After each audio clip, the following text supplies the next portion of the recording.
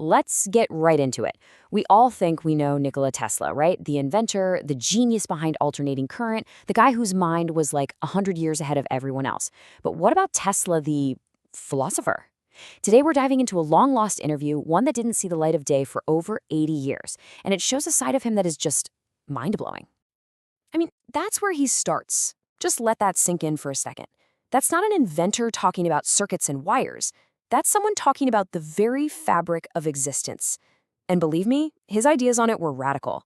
So let's unpack this. So, where did all this come from? It's from a conversation back in 1930.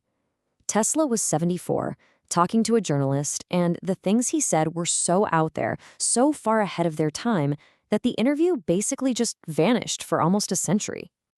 And what's so wild about it is that he barely talks about his famous inventions. He's moved way past that. He's talking about a living energy that connects everything in the universe, about what happens after we die, and, why humanity just can't seem to get out of its own way. At one point, the journalist asks Tesla about his greatest discovery, guessing it's this idea of a living energy all around us. And Tesla's response? He says, yeah, it was one of my most significant discoveries, but, and this is the key part, it was a discovery he ultimately felt defeated by. So what exactly was this energy? He called it the ether. Now, don't think of this as some dry scientific concept that got disproven. For Tesla, this was something else entirely. It was like a divine spark, an infinite force that gives life to everything. He saw it as the real power source of the universe, hiding in plain sight. And this wasn't some abstract thing you need a laboratory to find. No, for Tesla, this energy was real. It was tangible. He said you could find it in feelings like peace and love and joy. You could find it in the smell of a flower, in the music of Mozart, even in the Earth's rhythm and in sunlight itself. It was literally everywhere. And this really gets to the heart of it. Tesla believed we've all been looking in the wrong direction. We search for power out there somewhere, when the biggest, most incredible energy source of all is right here, inside and all around us, just waiting for us to notice. Okay, so if you follow that idea, if everything is connected by this one universal energy, what does that mean for the really big questions? Like life, death, and even the nature of God? Well, Tesla went there. What's just amazing is that his cosmic ideas were based on things he claimed to have actually seen. During one of his experiments, he said he witnessed this phenomenon, a star that basically eats itself, its light becoming so dense you could hold it in your hand, even though it would weigh more than our entire solar system. This is just incredible. We're talking decades, literally decades, before science even came up with a name for it. And here's Tesla describing the basic concept of a black hole. He didn't see them as just weird space objects, but as portals, connected to the very nature of existence. So you can see how this led him to a very different idea of God. For him, God wasn't some being sitting on a throne. It was an infinite, impersonal energy, the original light that everything came from. A force that doesn't judge you or punish you, it just is. To him, it was basically the physics of creation. So, if God is energy, and we're made of that energy, then what is death?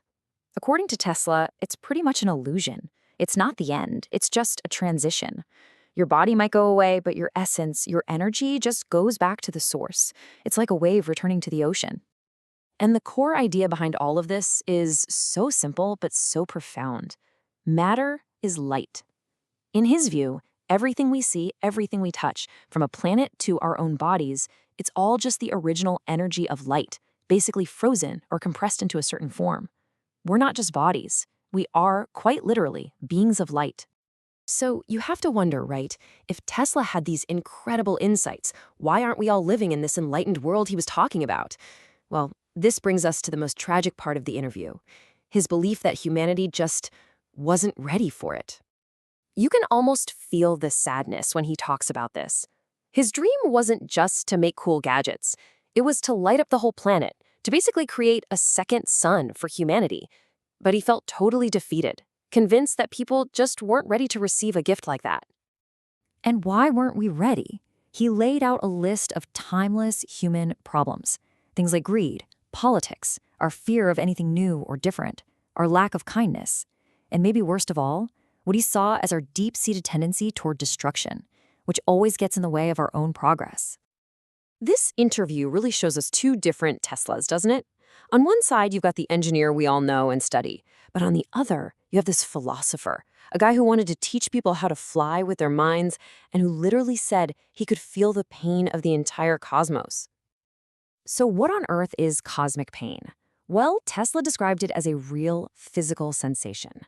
He believed all of our souls are connected by these invisible threads, and that whenever the universe's harmony is broken, say when a truly good person dies, we all feel a strange, inexplicable sadness. For him, that feeling was the root of all suffering. So, where does all this leave us? As the interview came to a close, Tesla offered one final message for humanity. It was a stark choice, and honestly, it feels even more relevant today than it did back in 1930. He was completely against war. He saw it as our ultimate failure. For Tesla, real strength wasn't about beating someone else. It was about winning the battle against your own impulse to destroy. The highest form of strength, he said, is choosing not to cause harm. And yet, after all the disappointment and all the sadness, he ends on this incredible note of hope. He believed that this dark age would eventually pass, and an age of awareness would follow. The future, he was sure, belongs to the people who choose light. We're not there yet, he said, but we're starting to wake up, and that's what matters. Which leaves us with the big question, right? Was this all just the philosophical ramblings of an old genius? Or was Tesla tapping into something much, much deeper, giving us a glimpse of a future that we still haven't quite reached? Maybe the answer is still out there, waiting for us.